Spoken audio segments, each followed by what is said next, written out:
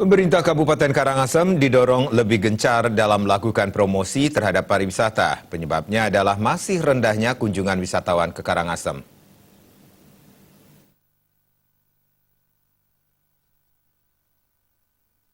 Ketua Perhimpunan Hotel dan Restoran Indonesia Karangasem, Iwayan Karyasa menilai, jika selama ini pemerintah Kabupaten Karangasem belum maksimal mempromosikan pariwisata di Karangasem.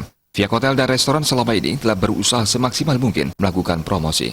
Tetapi upaya-upaya tersebut belum cukup.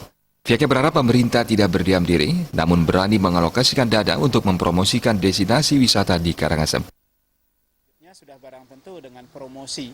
Ya, promosi ini tidak hanya kita bisa titipkan saja, tapi promosi ini harus kita lakoni, yang apalagi sekarang baik itu promosi di dalam digital maupun promosi yang sifatnya secara langsung.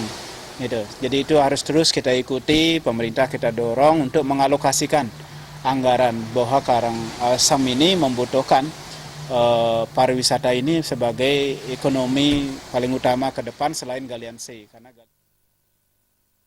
Selain promosi pariwisata, perbaikan infrastruktur dan akses jalan menuju destinasi pariwisata harus segera mendapat penanganan pemerintah. Setiap destinasi wisata juga harus memiliki toilet berstandar internasional. Selain itu, pelayanan di destinasi pariwisata harus optimal dengan memberikan keamanan dan kenyamanan dalam upaya meningkatkan tingkat kunjungan wisatawan ke Karangasem. Suparyana, Bali TV.